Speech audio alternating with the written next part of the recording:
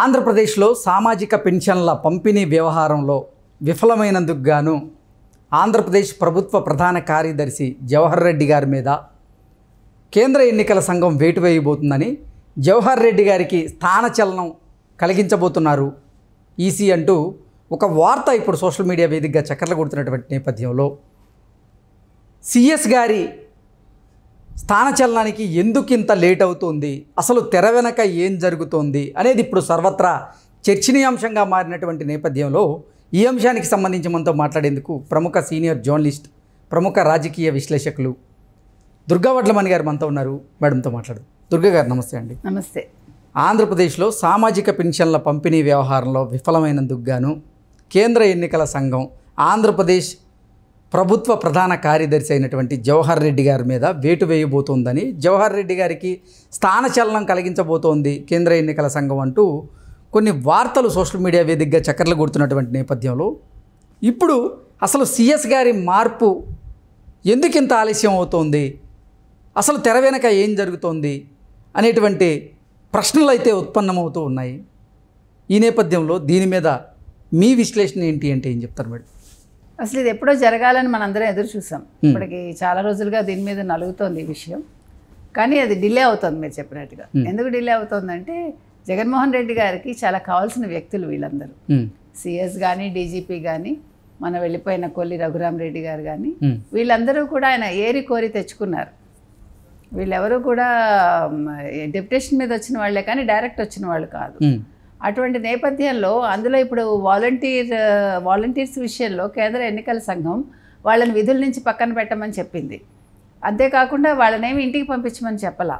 కొంతకాలం విధుల నుంచి పక్కకు పెట్టమంటే ఈ జవహర్ రెడ్డి గారు ఎవరైతే ఉన్నారో సిఎస్గా కొనసాగుతున్నారో ఆయన వైసీపీలో పనిచేస్తున్న వ్యక్తిగా భావించి తను ఒక బాధ్యత గల ఉద్యోగి అనే విషయాన్ని మర్చిపోయి ఆయన వాలంటీర్స్ వ్యవస్థని, అసలు చంద్రబాబు నాయుడు వాలంటీర్స్ వ్యవస్థని రద్దు చేయమన్నారు.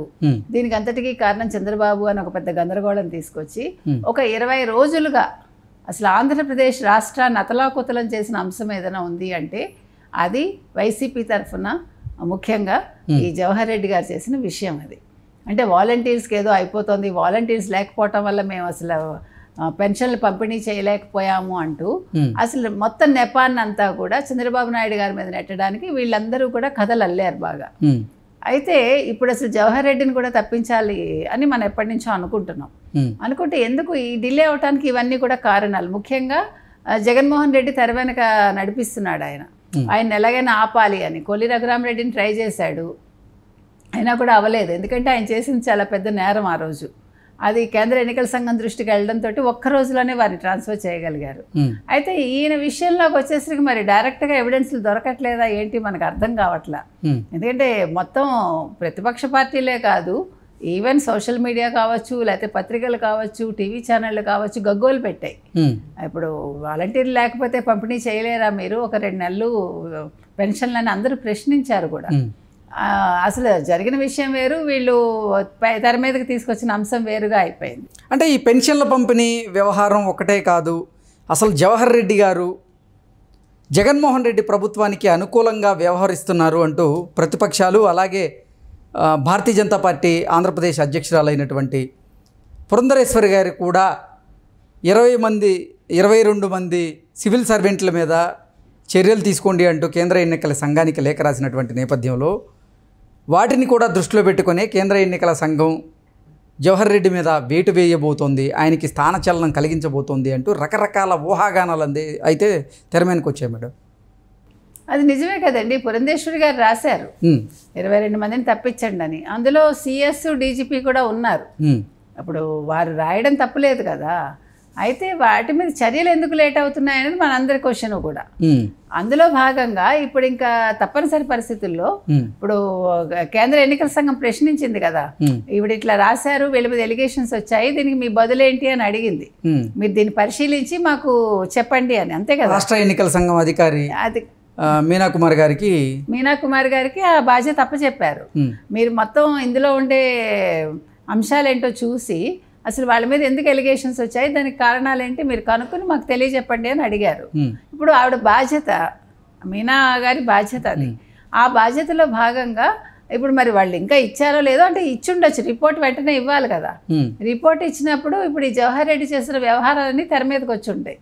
ఆయన ఏ రకంగా ప్రభుత్వానికి అనుకూలంగా ఉన్నారు, ఆయన ఏ రకంగా ప్రతిపక్షాలను ఇబ్బంది పెట్టారు, అసలు వాలంటీర్ల విషయంలో ఆయన చేసిన తప్పిదం ఏంటి, కేంద్ర ఎన్నికల సంఘం ఏం చెప్పింది, వాళ్ళు చెప్పింది ఒకటి, ఈయన ఇక్కడ ప్రచారం చేసింది ఒకటి కదా.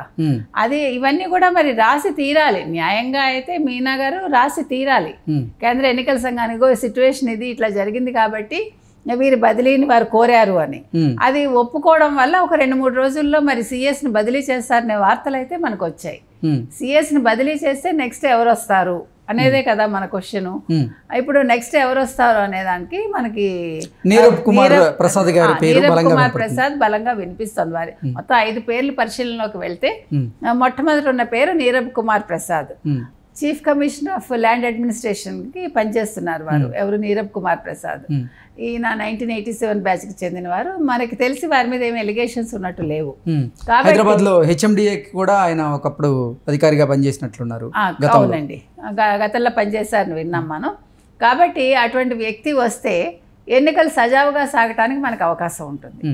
ఇప్పుడు ఇట్లాగా జవహర్ రెడ్డి లాంటి వాళ్ళు కాకుండా, ఇప్పుడు జవహర్ రెడ్డి ఉంటే మనకి సజావుగా ఎన్నికలు జరగవనే కదా అందరి ఉద్దేశం. అది ప్రతిపక్షాలదే కాదు, ప్రజల ఉద్దేశం కూడా అదే.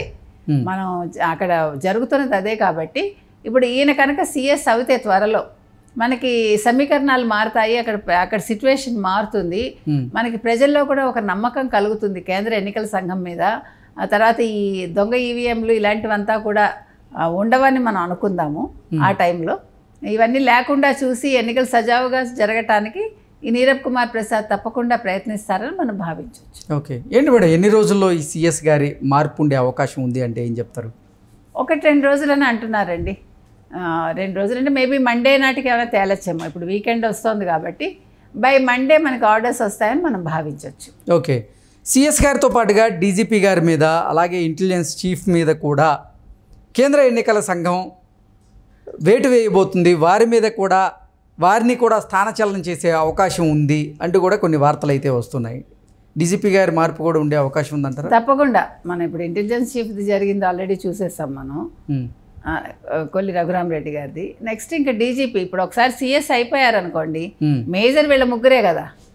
ఇప్పుడు ఏదో అసలు మూల స్తంభాలు, అసలు దొంగలు, వాట్ ఎవర్. మన జగన్మోహన్ రెడ్డి గారికి 2 కళ్ళు, 2 చెవులు, 2 చేతులు అన్నీ వాళ్లే కదా. ఆయన వెనక ఆయన తరఫున పనిచేసేవాళ్ళు వీళ్ళు. కాబట్టి ఈ త్రిమూర్తుల్ని పంపించేస్తే కొంచెం మనకి ప్రక్షాళన జరుగుతుంది.